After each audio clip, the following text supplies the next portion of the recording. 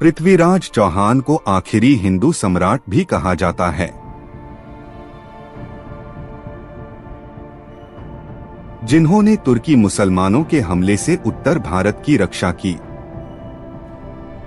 लेकिन क्या आप जानते हैं कि पृथ्वीराज चौहान के परिवार ने तुर्की मुसलमानों के साथ 100 साल लंबा संघर्ष किया और उत्तर भारत की रक्षा की। पृथ्वीराज चौहान के परिवार की 5 पीढ़ियों ने मुसलमानों से युद्ध किया और उन्हें हराया। विदेशी आक्रमणकारियों के खिलाफ चौहान परिवार के यशस्वी संघर्ष की पूरी कहानी आपको बताते हैं। पृथ्वीराज के परदादा अजयराज द्वितीय ने अजमेरू यानी अजमेर शहर की स्थापना की थी। अजयराज द्वितीय ने गजनवी मुसलमानों को भी हराया जब उन्होंने हिंदू तीर्थ स्थल पुष्कर पर हमला करने की कोशिश की।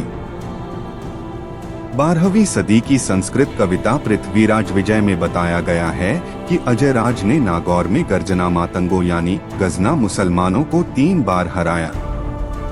14वीं सदी के जैन निबंध संग्रह प्रबंध कोश में बताया है कि अजयराज ने सहवादिना यानी शहाबुद्दीन को युद्ध में हराया था।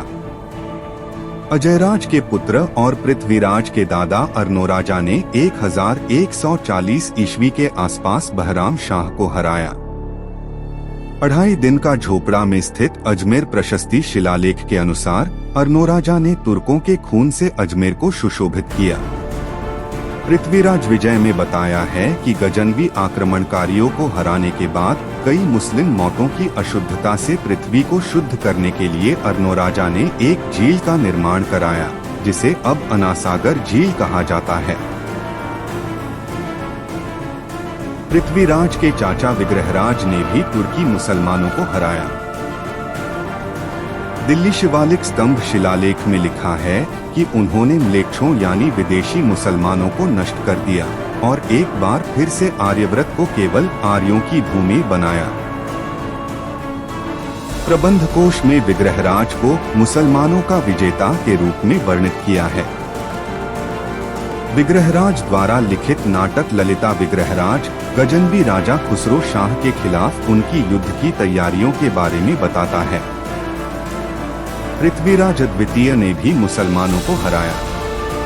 1168 ईस्वी का हांसी शिलालेख कहता है कि उन्होंने हांसी पर मुस्लिम राजा खुसरो मलिक के आक्रमण को विफल कर दिया। 1177 ईस्वी के लगभग पृथ्वीराज चौहान अजमेर की गद्दी पर बैठे। पृथ्वीराज विजय का कहना है कि ब्रह्मा ने पुष्कर में मुस्लिम आक्रमण का बदला लेने के लिए विष्णु से पृथ्वी पर फिर से जन्म लेने की प्रार्थना की और इसी प्रार्थना का उत्तर था पृथ्वीराज चौहान। 1191 ईस्वी में तराइन के प्रथम युद्ध में पृथ्वीराज चौहान ने मोहम्मद गोरी को हरा दिया था। हालांकि 1192 ईस्वी में तराइन की दूसरी लड़ाई में पृथ्वीराज हार गए थे, उन्हें पकड़ लिया गया और फिर उन्हें मृत्युदंड दिया गया। पृथ्वीराज रासो, प्रबंध चिंतामणी और हम्मीरा महाकाव्य जैसे अन्य मध्ययुगीन जैन किताबों में बताया गया है कि पृथ्वीराज ने लगातार 7 युद्धों में मोहम्मद गोरी को हराया था। कुछ लोग कहते हैं कि पृथ्वीराज ने मोहम्मद गोरी को 21 बार हराया। इन सब से पता चलता है कि पृथ्वीराज ने मोहम्मद गोरी को एक बार नहीं बल्कि कई बार हराया था। हालांकि पृथ्वीराज की हार के बाद भी चौहान परिवार ने तुर्की मुसलमानों का विरोध जारी रखा।